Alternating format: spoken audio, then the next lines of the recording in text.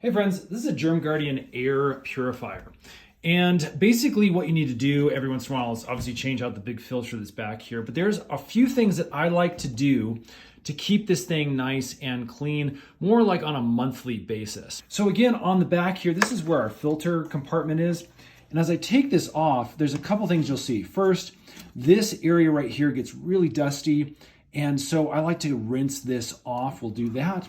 And also check out all of this dirt and grime that just after a month has collected on the charcoal filter that is located just on the outside of our main filter.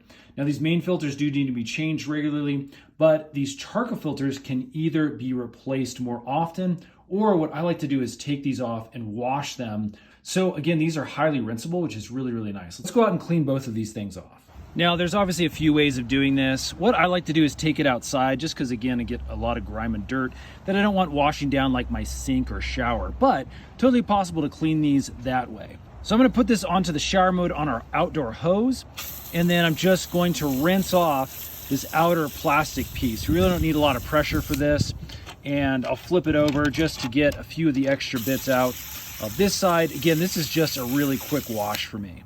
Now this charcoal filter, on the other hand, needs a little bit of pressure.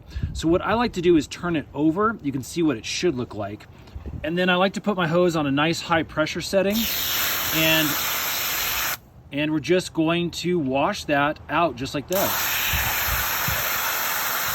Now you can see after one go over that there are a few little hairs and things that remain on that other side.